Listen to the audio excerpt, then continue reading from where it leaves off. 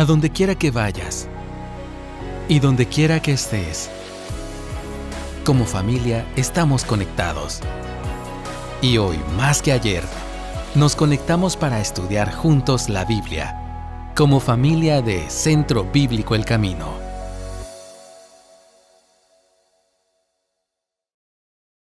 Damos gracias a Dios que aún a pesar de la distancia podemos estar reunidos y podemos alabar a Dios y cantar de su bondad, de su fidelidad.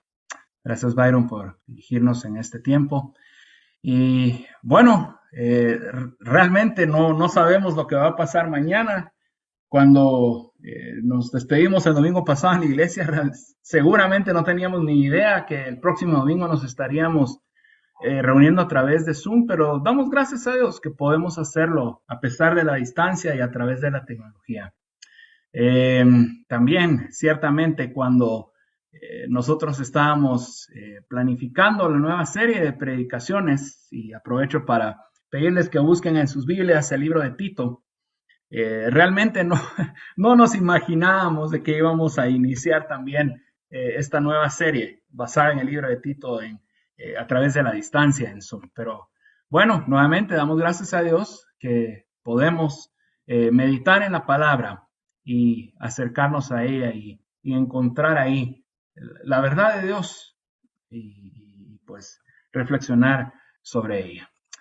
Como les mencionaba, estamos iniciando una nueva serie basada en Tito que se llama Jesucristo, sólido fundamento. Y les invito a que leamos los primeros versículos del libro de Tito, de los versículos 1 al 4.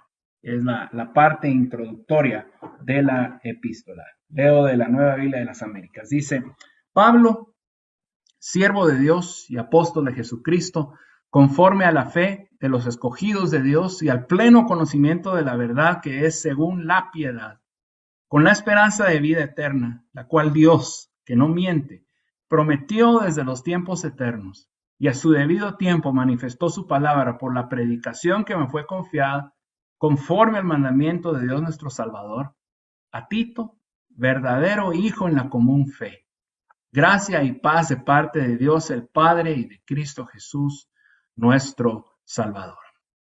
¿Por qué no nos tomamos un momento para orar y encomendar este tiempo a nuestro Dios? Amado Padre Celestial, te damos gracias por este día. Te damos gracias, Señor, porque podemos acercarnos a ti.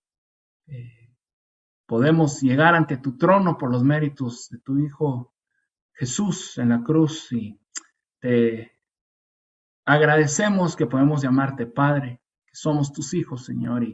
Y a pesar de estos momentos complicados que estamos viviendo como país, podemos reunirnos a través de estas herramientas de tecnología, Señor. Y pues te rogamos, Padre bendito, que este tiempo donde nos vamos a estar acercando a tu palabra, que sea guiado por ti, que podamos y sepamos concentrarnos en lo que estamos haciendo, Señor, que es abriendo tu palabra, escuchando tu voz, palabra inspirada por ti, Señor.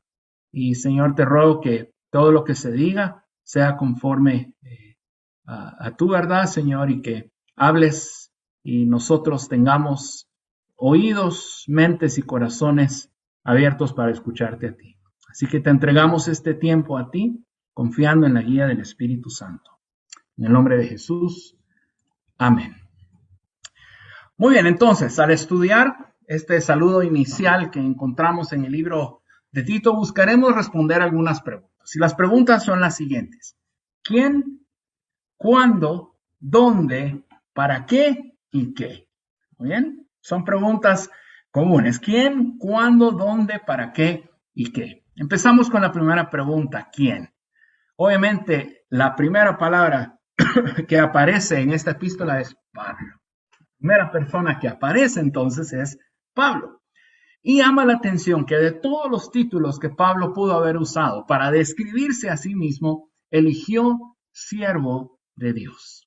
Si Pablo tuviera una tarjeta de presentación como las que usamos hoy en día, este probablemente sería el título que aparecería en su tarjeta: siervo de Dios. Y es de una manera muy significativa cuando Pablo utiliza este término siervo, porque en el original, si nosotros vemos, utilizó el término doulos. Y este término doulos no solo se usaba para designar a un esclavo de bajo nivel, sino también en una palabra para describir un esclavo por elección.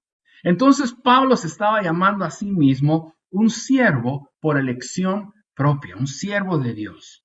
Ahora, algo que tenemos que tener claro es que ser siervo de un gran Dios como el que tenemos nunca va a ser algo inferior o de bajo valor. Es más, simplemente al llamarnos siervos y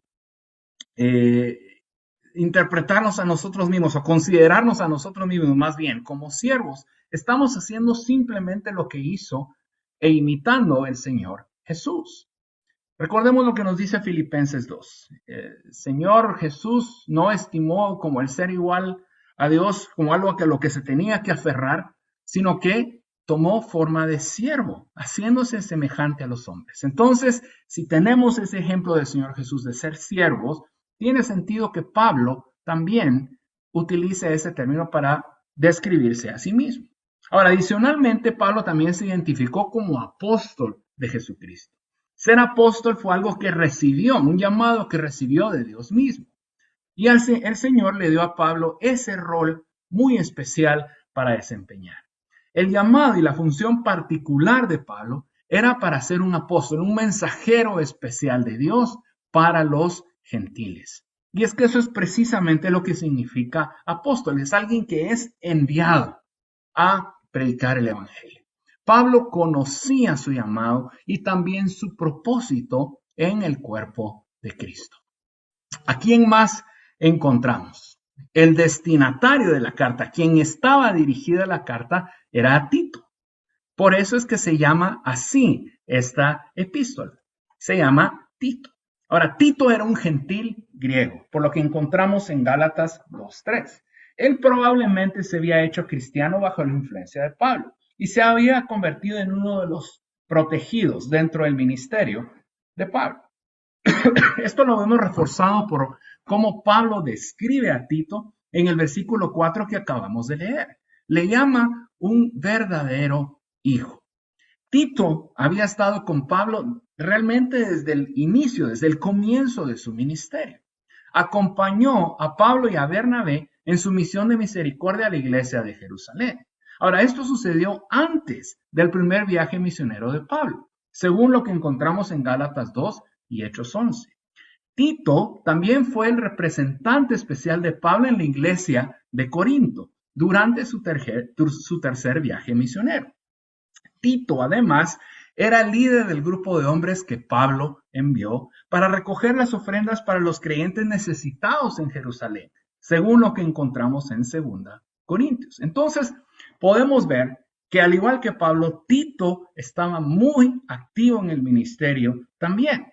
Y no sería muy raro que Tito también se considerara a sí mismo como siervo de Dios. Es evidente, entonces, que tanto Pablo como Tito tenían muy claro quiénes eran y a quién servían. Muy bien, entonces, ya tenemos la primera respuesta a la primera pregunta. Ya tenemos el quién. Tenemos a Pablo, siervo y apóstol, y tenemos a Tito, una persona muy activa, un siervo de Dios muy activo en el ministerio. Segunda pregunta, ¿cuándo? Muy bien. Las epístolas pastorales son 3 libros del Nuevo Testamento que fueron escritos casi al final de la vida por el apóstol Pablo. Estas 3 epístolas pastorales son 1 Timoteo, 2 Timoteo y Tito. Se llaman epístolas pastorales porque se dirigen a personas específicas a quienes lideraba y pastoreaba Pablo. Y también porque se centran en asuntos relacionados con el liderazgo y la vida de la iglesia. Pablo escribió Tito después de haber escrito sus 2 cartas a Timoteo. Ahora, por lo que encontramos en 2 Timoteo, Pablo estima que le queda poco tiempo de vida y por lo tanto poco tiempo de ministerio. Si nosotros vemos al final de 2 Timoteo, en el capítulo 4, los versículos 6 y 7, Pablo escribe, porque yo ya estoy para ser derramado como una ofrenda de libación, y el tiempo de mi partida ha llegado. He peleado la buena batalla, he terminado la carrera, he guardado la fe. Por lo que encontramos en Tito 3:12, todo parece indicar que los planes de Pablo eran más determinantes que cuando escribió 1 y 2 Timoteo. Muy posiblemente porque cada vez que, o conforme va pasando el tiempo, siente que le queda menos tiempo a Pablo de vida y de ministerio. Si queremos ubicarlo en un tiempo específico en que fue escrito Tito, la fecha entre los años 62 y 66 después de Cristo parece un buen cálculo para el momento en que fue escrita esta epístola. Muy bien, entonces, tenemos las primeras respuestas. Primero, el quién. Pablo, siervo y apóstol, y tenemos a Tito. Ahora, Pablo, como mencionamos hace un momento, entiende que está al final de su vida y su ministerio.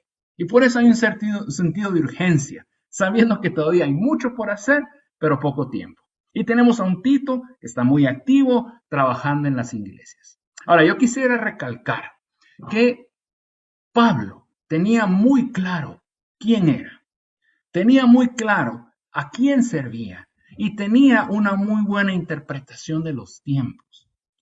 Él sabía que le quedaba poco tiempo, pero al mismo tiempo sabía que había mucho por hacer. Pero durante todo esto, tenía muy claro Pablo también que era siervo de Cristo. Vamos a hacer algo también. Vamos a buscar nosotros responder estas mismas preguntas, pero para nuestro contexto, en lo que estamos viviendo actualmente. Empecemos con el cuándo. Vivimos en el siglo XXI. Ahora, conforme pasa el tiempo, la humanidad piensa que todas las cosas van a ir mejorando, que todo va a ser más tranquilo, más próspero, pero realmente el siglo XXI no ha traído esas cosas. Hay guerras y rumores de guerras, hay situaciones complicadas en todo el mundo, y algo que a mí me llama la atención es que pareciera que hay una crisis de identidad. Nadie sabe quién es. Todo el mundo pareciera que está buscando quién es, quién soy yo.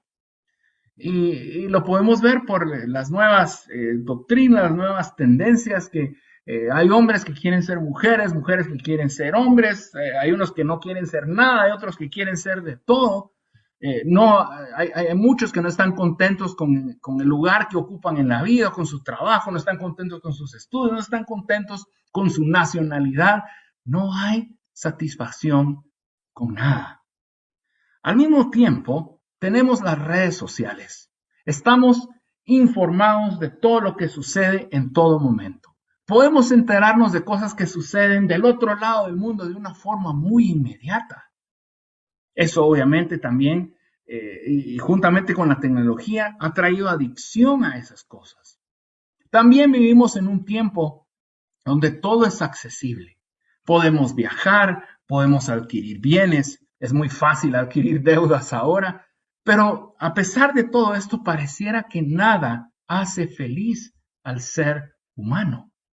Ahora, como creyentes, es muy fácil contagiarnos. Es muy fácil tener dudas acerca de nuestra identidad. ¿Quiénes somos? ¿A quién servimos? Ahora, recordemos, Pablo y Tito tenían su identidad en Cristo. Y Pablo tenía muy claro que él era siervo de Cristo. Ahora, de la misma forma, hoy en día, todo cristiano, todo creyente debe saber quién es. Tiene que estar seguro en su identidad con Cristo. Debe conocer su propósito en el cuerpo de Cristo. Así que si nosotros nos preguntamos nuestro quién y nuestro cuándo, tenemos que estar seguros en nuestra identidad en Dios. Somos hijos de Dios, somos siervos de Él. Vivimos en tiempos complicados y entonces somos llamados a vivir como buenos hijos de Dios. Muy bien, regresemos al texto de Tito. La siguiente pregunta es, ¿dónde? ¿Dónde se encontraba el contexto de lo que fue escrito.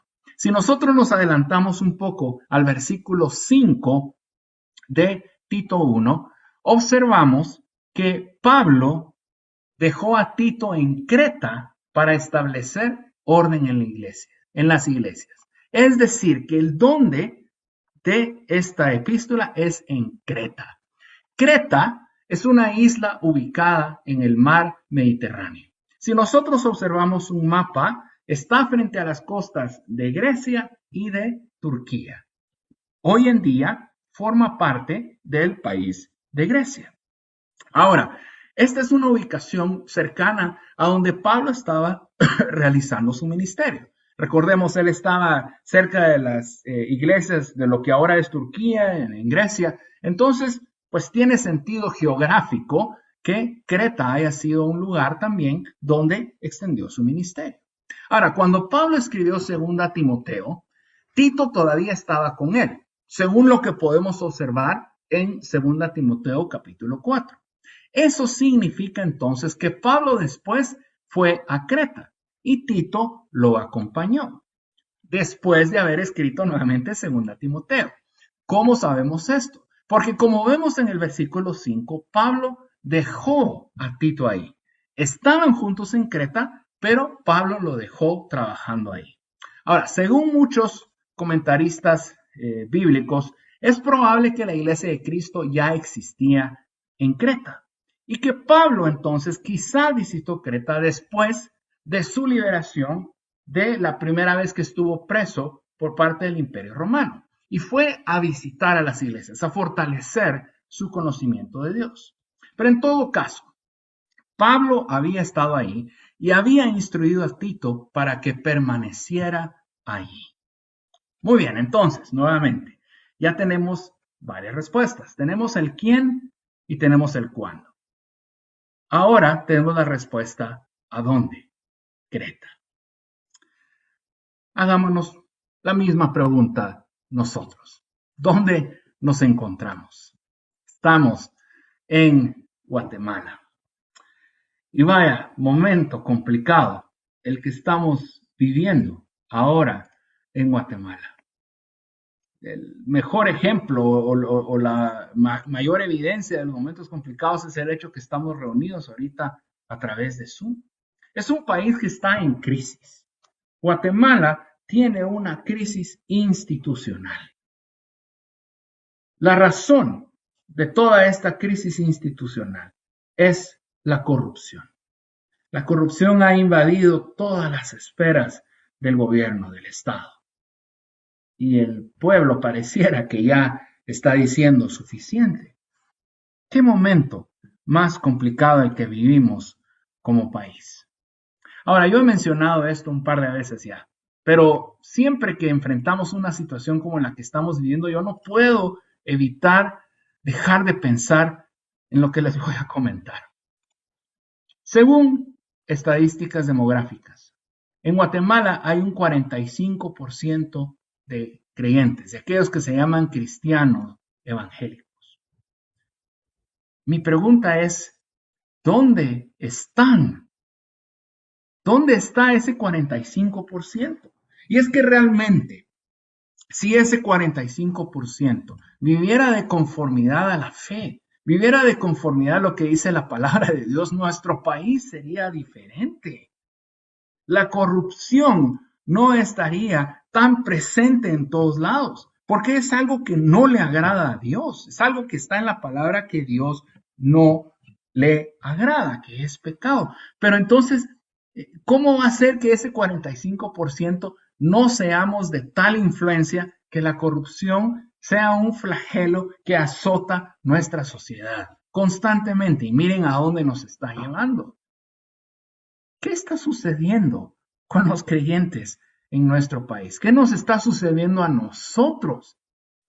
Que no estamos siendo de influencia en nuestro país. Y es que sí deberíamos ser de influencia. Recordemos lo que dijo el Señor Jesucristo en el Sermón del Monte, que encontramos en Mateo 5, de los versículos 13 al 16. Ustedes son la sal de la tierra, pero si la sal se ha vuelto insípida, ¿con qué se hará salada otra vez? Ya no sirve para nada, sino para ser echada fuera y pisoteada por los hombres. Ustedes son la luz del mundo. Una ciudad situada sobre un monte no se puede ocultar, ni se enciende de una lámpara y se pone debajo de una vasija, sino sobre el candelero, y alumbra a todos los que están en la casa. Así brilla la luz de ustedes delante de los hombres, para que vean sus buenas acciones y glorifiquen a su Padre que está en los cielos. Está bien que nosotros nos indignemos por lo que está sucediendo. Está bien que querramos hablar en contra de los que están pecando. Está bien que no nos quedemos callados, exigiendo que el gobierno actúe de una forma correcta. Está bien, pero lo más importante que nosotros debemos hacer es ser la sal y ser luz. A eso hemos sido llamados. Así realmente vamos a producir un cambio en nuestro país, en el donde nos encontramos. La iglesia no puede estar dormida más. Tiene que vivir conforme al llamado que ha recibido. Tenemos una identidad clara. Somos hijos de Dios. Entendemos los tiempos en los que estamos viviendo y hemos sido colocados por Dios en este país. Seamos sal, seamos luz. Pablo tenía claro quién era, tenía clara su identidad, tenía claro cuándo es que tenía que actuar, era ya. Y también hay una razón por la cual escribió esta carta. Lo encontramos en el versículo 5. Y aquí vamos a encontrar la respuesta entonces para la siguiente pregunta que nos vamos a hacer. ¿Para qué? ¿Para qué fue escrita la carta? Dice el versículo 5. Por esta causa te dejé en Creta para que pusieras en orden lo que queda. Ahora, aparentemente había muchos cristianos en muchas ciudades de Creta. Y Tito, su tarea era poner en orden esas iglesias. Ahora, el lugar donde tenía que trabajar en Creta no era un paraíso ministerial. La reputación de los cretenses, de los habitantes de Creta, no era muy buena, que digamos. Escuchen cómo traduce la Nueva Traducción Viviente el versículo 12 de Tito 1, donde se describe a los cretenses. Incluso, dice el versículo 12, incluso uno de sus propios hombres, un profeta de Creta, dijo acerca de ellos: todos los cretenses son mentirosos, animales crueles y glotones perezosos. Vaya descripción de los que provenían de Creta.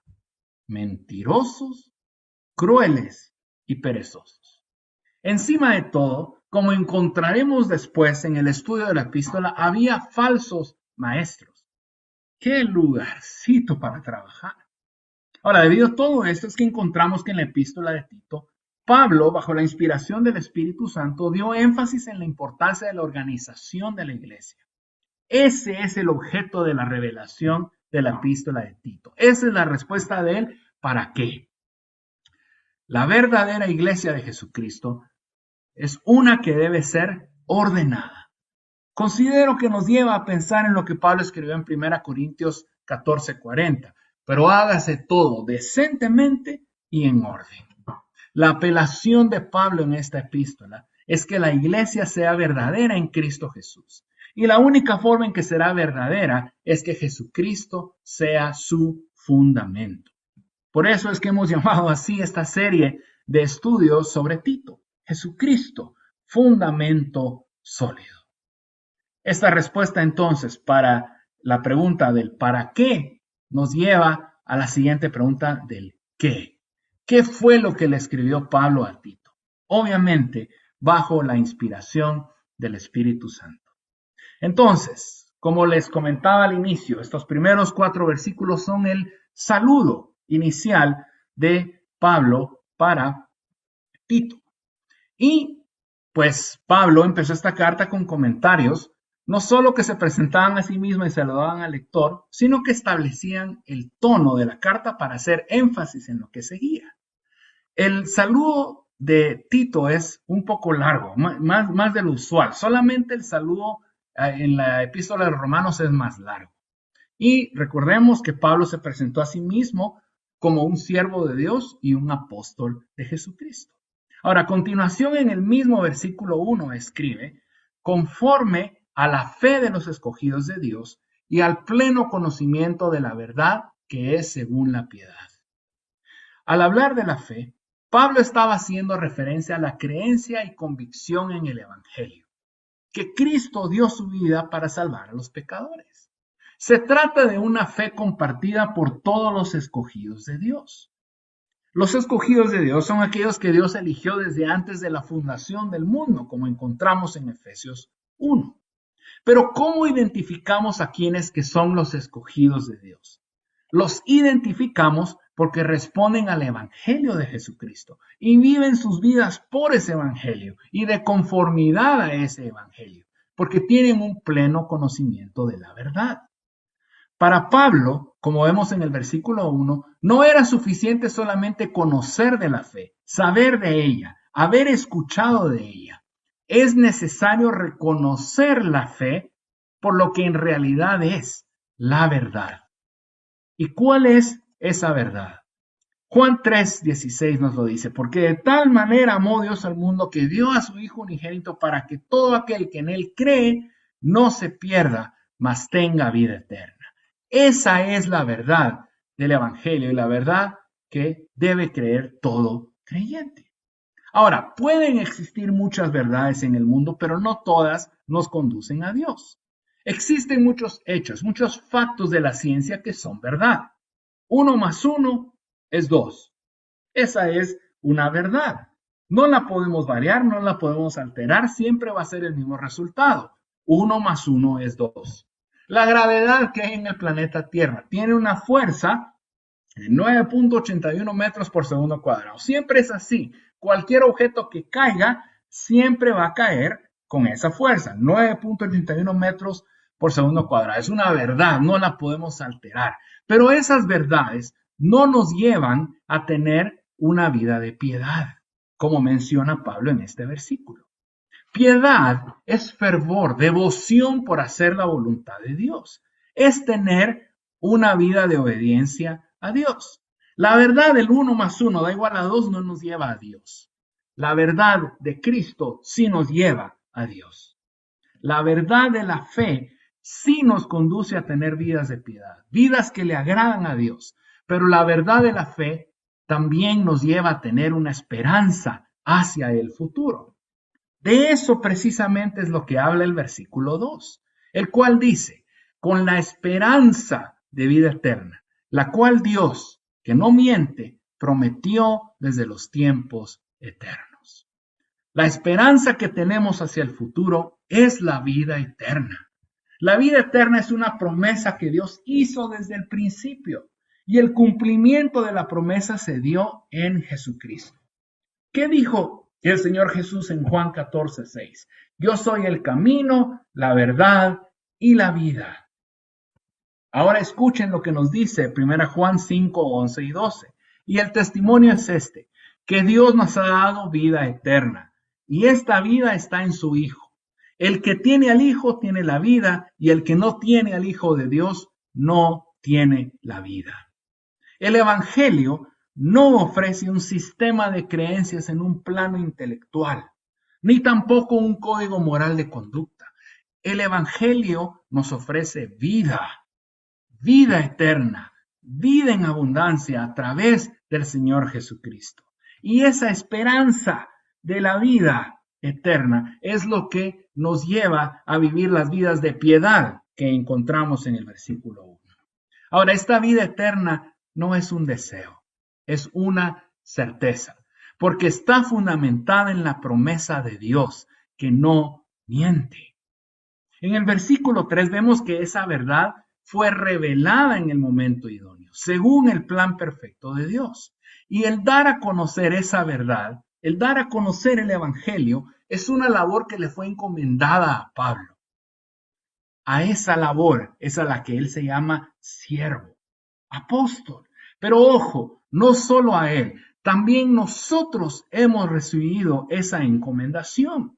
Mateo 28, 19 y 20 es claro en decir que vayamos y hagamos discípulos de todas las naciones y que los bauticemos en el nombre del Padre, del Hijo y del Espíritu Santo, enseñando a guardar todo lo que Jesucristo enseñó. Predicar el Evangelio es una tarea encomendada a todos los creyentes. El hacer discípulos es una labor encargada a todos nosotros.